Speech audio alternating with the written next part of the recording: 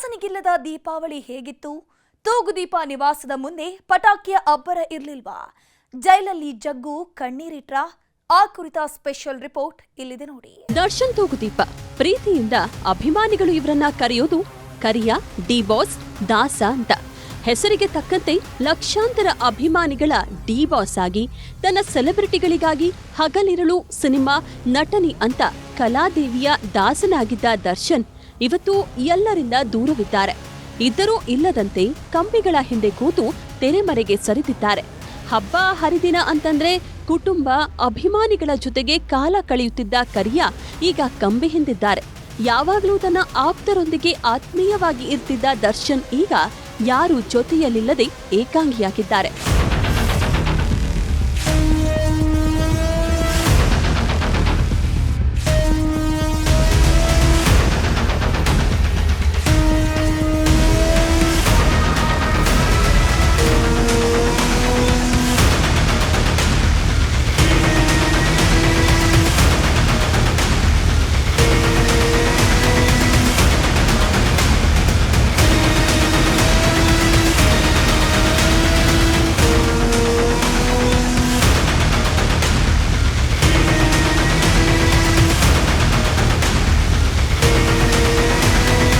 ದರ್ಶನ್ ಪಾಲಿನ ನವರಾತ್ರಿ, ದೀಪಾವಳಿ ಎಲ್ಲವೂ ಈಗ ಜೈಲಿನ 4 ಗೋಡೆಗಳ ನಡುವೆಯೇ.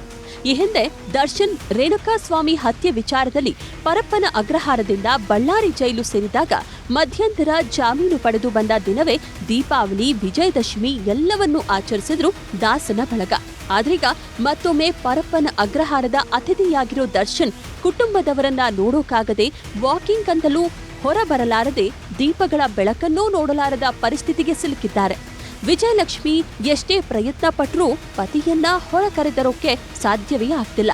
ಕಳೆದ ವರ್ಷ ವಾರಕ್ಕೆ 4-5 ಸಲ ದರ್ಶನ ಮಾಡ್ತಾ ಇದ್ದ ವಿಜಯಲಕ್ಷ್ಮಿ ಈಗ ತಿಂಗಳಲ್ಲಿ ಒಮ್ಮೆ ದಾಸನ ಮುಖ ನೋಡೋದು ಕಷ್ಟಕರವಾದಂತಿದೆ.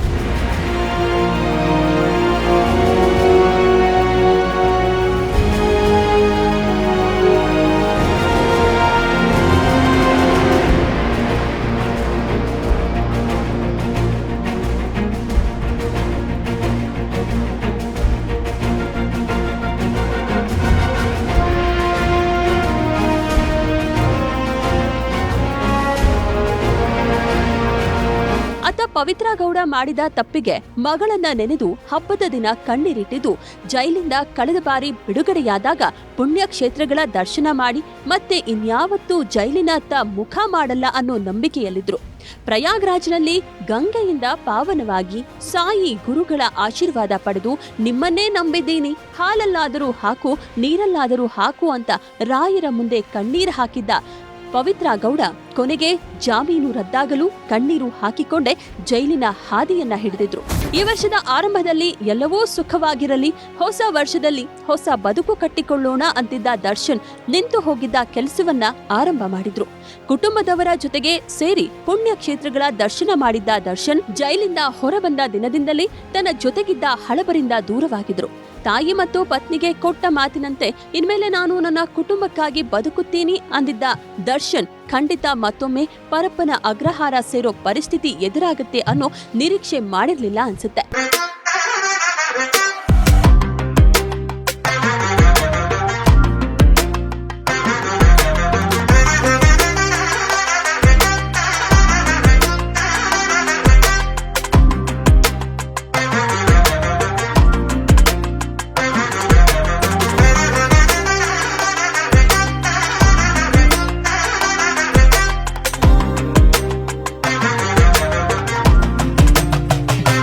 ಚಾಮುಂಡೇಶ್ವರಿ ಅಮ್ಮನವರ ಭಕ್ತ, ಬೆಟ್ಟದ ತಾಯಿಯ ದರ್ಶನ ಪಡೆದು ಕೇರಳದ ಭದ್ರಕಾಳಿಯ ಆಶೀರ್ವಾದ ಪಡೆದು ಪತಿ ಪತ್ನಿ ಸಮೇತರಾಗಿ ಕೊಟ್ಟಿಯೂರು ಶಿವನ ದರ್ಶನ ಪಡೆದು ಬಂದಿದ್ದ ದರ್ಶನ್ ಇನ್ನೇನು ಡೆವಿಲ್ ಶೂಟಿಂಗ್ ಮುಗಿಸಿ ಕಾಮಾಖ್ಯ ಸನ್ನಿಧಿಗೆ ಹೋಗಿ ಬಂದು ಕುಟುಂಬದವರ ಜೊತೆಗೆ ಸಂಕ್ರಾಂತಿ ಹಬ್ಬವನ್ನ ಆಚರಿಸಿ ಕಿಚ್ಚು ಹಾಯಿಸಿದ್ದ ದಾಸ ಫಾರ್ಮ್ ಹೌಸ್ನಲ್ಲಿ ಎತ್ತಿನ ಗಾಡಿ ಸವಾರಿ ಮಾಡ್ತಾ ನೆಚ್ಚಿನ ಪ್ರಾಣಿ ಪಕ್ಷಿಗಳ ಜೊತೆಗೆ ಹಾಯಾಗಿ ಕಾಲ ಕಳೆದಿದ್ದ ದರ್ಶನ್ ಇವತ್ತು ಹಬ್ಬ ಹರಿದಿನದಂದು ಒಂದು ಸ್ವೀಟ್ ಸಿಕ್ಕಿದ್ರೂ ಅದರಲ್ಲೇ ಖುಷಿ ಕಾಣ್ತಿದ್ದಾರೆ.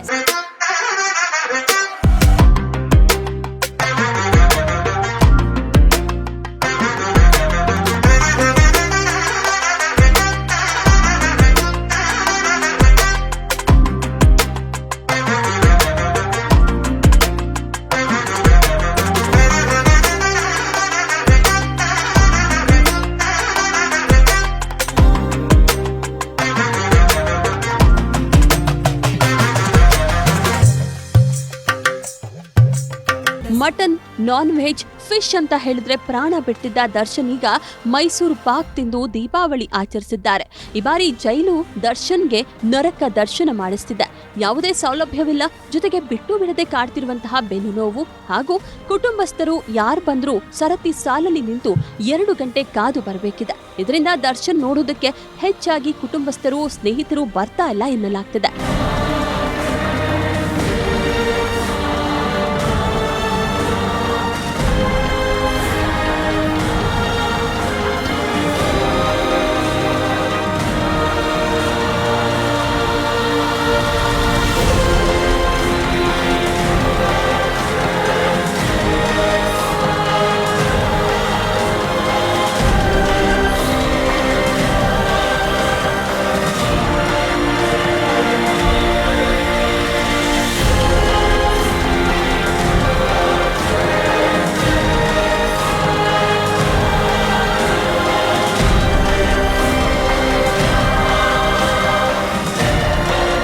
ಜೈಲಿನಲ್ಲಿರುವ ದರ್ಶನ್ ಅವರನ್ನ ಹೊರಗೆ ಕರೆತರೋದಕ್ಕೆ ಯಾರೂ ಕೂಡ ಸಹಾಯ ಮಾಡ್ತಿಲ್ಲ ಎನ್ನುವ ಕೊರಗು ದರ್ಶನ್ಗೆ ಕಾಡ್ತಿದ್ದು, ಕಾನೂನಿನ ಹೋರಾಟಕ್ಕೆ ಪತ್ನಿ ವಿಜಯಲಕ್ಷ್ಮಿ ಬಿಟ್ಟು ಯಾರಿಂದಲೂ ದರ್ಶನ್ಗೆ ಸಹಾಯದ ಮಾತಿಲ್ಲ.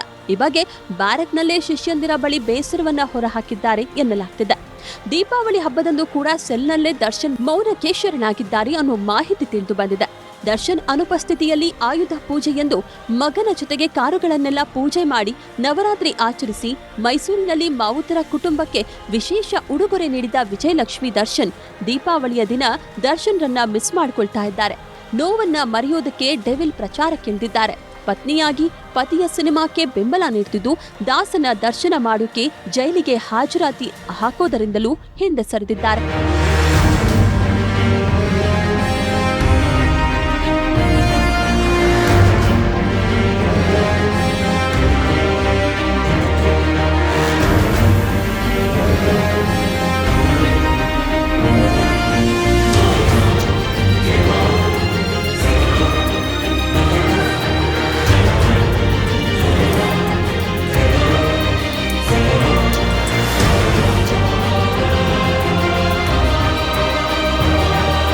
ದರ್ಶನ್ ಈ ಹಿಂದೆ ಬಳ್ಳಾರಿ ಜೈಲಲ್ಲಿದ್ದಾಗ ವಾರಕ್ಕೊಮ್ಮೆ ಆದ್ರೂ ಅಭಿಮಾನಿಗಳಿಗೆ ದರ್ಶನ ಕೊಡ್ತಾ ಇದ್ರು.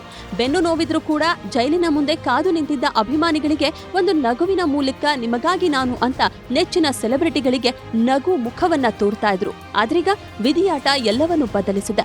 ಪರಪ್ಪನ ಅಗ್ರಹಾರದ ರಾಜಾತಿಥ್ಯದ ಫೋಟೋ ದರ್ಶನ್ ಬಾಳಲ್ಲಿ ಬಿರುಗಾಳಿಯನ್ನ ಎಬ್ಬಿಸಿದೆ. ರೇಣುಕಾಸ್ವಾಮಿ ಅನ್ನುವ ಹೆಸರು ದರ್ಶನ್ರ ಸಿನಿ ಮತ್ತು ವೈಯಕ್ತಿಕ ಜೀವನಕ್ಕೆ ಎಷ್ಟರ ಮಟ್ಟಿಗೆ ಕಪ್ಪು ಚುಕ್ಕೆಯಾಗಿ ಕಾಡ್ತಿದೆ ಅಂದ್ರೆ ಈ ಹೆಸರಿನಿಂದಲೇ ದೇಶವ್ಯಾಪಿ ದರ್ಶನ್ ಬಳಗ ಕಳೆದ ವರ್ಷ ಸದ್ದು ಮಾಡಿದಂತಹ 2ನೇ ಅತಿ ದೊಡ್ಡ ಕೇಸ್ ಅನ್ನು ವಿಖ್ಯಾತಿ ಪಡೆಯುವಷ್ಟು. ದೇಹಕ್ಕೆ ಎಷ್ಟೇ ನೋವಿದ್ರೂ ಕೂಡ ಸೆಲೆಬ್ರಿಟಿಗಳಿಗಾಗಿ ಸಿನಿಮಾ ಮಾಡ್ತೀನಿ ಅಂತಿದ್ದ ದರ್ಶನ್ ಡೆವಿಲ್ ಸಿನಿಮಾಗೆ ಪಟ್ಟ ಕಷ್ಟಗಳೆಲ್ಲ ಈಗ ವ್ಯರ್ಥವಾಗ್ತಿದೆ. ಸಿನಿಮಾ ರಿಲೀಸ್ ಹತ್ತಿರ ಬಂದರೂ ಕೂಡ ಪ್ರಚಾರಕ್ಕೆ ದಾಸ ಬರಲಾರದ ಸ್ಥಿತಿಯಲ್ಲಿದ್ದಾರೆ. ಕ್ರಿಸ್ಮಸ್ಗೆ ಡೆವಿಲ್ ತೆರೆ ಮೇಲೆ ಬರ್ತಿದ್ರೆ ದರ್ಶನ್ ಕತ್ತಲ ಕೋಣೆಯಲ್ಲಿ ಕಣ್ಣೀರು ಹಾಕ್ತಿದ್ದು ಇದೆಲ್ಲಕ್ಕೂ ಮುಕ್ತಿ ಯಾವಾಗ ಕಾದು ನೋಡ್ಬೇಕು. ದಾಸನ ಅನುಪಸ್ಥಿತಿಯಲ್ಲಿ ರಿಲೀಸ್ ಆಗುತ್ತಾ ಡೆವಿಲ್? ಹೇಗಿದೆ ಪ್ರಮೋಷನ್ ಪ್ಲಾನ್? ಆ ಕುರಿತ ಒಂದು ರಿಪೋರ್ಟ್ ಇಲ್ಲಿದೆ ನೋಡಿ. ದರ್ಶನ್ ಈ ಹೆಸರನ್ನ ಕೇಳಿದ್ರೆ ಡಿ ಸೆಲೆಬ್ರಿಟೀಸ್ ಒಂದು ಕ್ಷಣ ತಮ್ಮ ಕಿವಿಯನ್ನ ನೆಟ್ಟಗ್ ಮಾಡ್ತಾರೆ. ಯಾಕಪ್ಪ ಅಂದ್ರೆ ಪರಪ್ಪನ ಅಗ್ರಹಾರದಲ್ಲಿರೋ ದಾಸನ ಬಗ್ಗೆ ಏನಾದ್ರೂ ಅಪ್ಡೇಟ್ಸ್ ಬಂತ, ಡೆವಿಲ್ ಪ್ರಚಾರ ಶುರು ಆಗೋದ್ರೊಳಗೇನಾದ್ರೂ ಹೊರ ಬರ್ತಾರಾ ದರ್ಶನ್ ಅಂತ, ಜೈಲು ಮುಕ್ತಿ ಏನಾದ್ರೂ ಸಿಗುತ್ತಾ ಅನ್ನೋ ಹಲವು ಪ್ರಶ್ನೆಗಳು ಬಂದೇ ಬರುತ್ತೆ.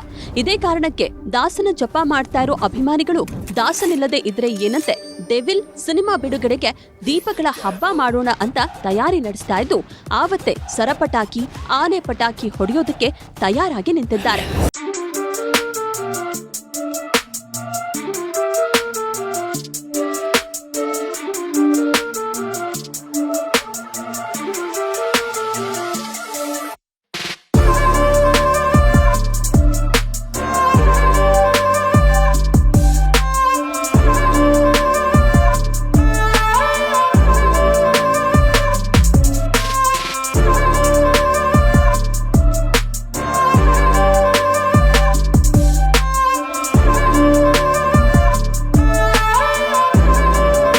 ದರ್ಶನ್ ಜೈಲಿನಲ್ಲಿದ್ದಾರೆ. ಚಾಲೆಂಜಿಂಗ್ ಸ್ಟಾರ್ ಜೀವನವೇ ಡೋಲಾಯಮಾನವಾಗಿದೆ. ಒಂದು ಕಡೆ ಡೆವಿಲ್ ಬಿಡುಗಡೆಗೆ ಸಜ್ಜಾಗ್ತಿದ್ರೆ, ಇತ್ತ ದರ್ಶನ್ಗೆ ಬೆನ್ನು ನೋವು ಇಲ್ಲ, ಏನೂ ಇಲ್ಲ, ಎಲ್ಲವೂ ಡ್ರಾಮಾ ಅಂತಿದ್ದವರಿಗೆ ಶೂಟಿಂಗ್ ಸಮಯದಲ್ಲಿ ಅವರು ಅನುಭವಿಸಿದ ಪರಿಸ್ಥಿತಿಯ ಸಾಕ್ಷಿ ನೀಡ್ತಿದೆ. ದರ್ಶನ್ ಆರಾಮಾಗಿದ್ದಾರಾ? ಬೆನ್ನು ನೋವಿನ ಸಮಸ್ಯೆ ಏನೂ ಇಲ್ವಾ? ಆಲ್ ಇಸ್ ವೆಲ್ ಅಂತಿದ್ರು ಕೂಡ ಕೋರ್ಟ್ ಅಂತ ಬಂದಾಗ ಬೆನ್ನು ನೋವಿನ ಕಾರಣ ಹೇಳಿ ಕೋರ್ಟ್ಗೆ ಚಕ್ಕರ್ ಹಾಕಿದ್ರ ದರ್ಶನ್. ಹೀಗೆ ಸಾಕಷ್ಟು ಚರ್ಚೆಗಳು ಸೋಷಿಯಲ್ ಮೀಡಿಯಾದಲ್ಲಿ ದರ್ಶನ್ ಹೊರಗಿದ್ದಾಗ ನಡೀತಾನೆ ಇದ್ವು. ಇದೀಗ ದರ್ಶನ್ ನಟಿಸಿರೋ ಡೆವಿಲ್ ಸಿನಿಮಾದ ಸಾಂಗ್ ಶೂಟಿಂಗ್ ವೇಳೆ ದರ್ಶನ್ ಬೆನ್ನು ನೋವಿನಿಂದ ನರಳಿದ್ದು ನೋವು ತಡೆಯಲಾರದೆ ಅಲ್ಲಿಯೇ ಮಲಗಿ ಸುಧಾರಿಸಿಕೊಂಡಂತಹ ವಿಡಿಯೋ ಕೂಡ ವೈರಲ್ ಆಗ್ತಿದೆ.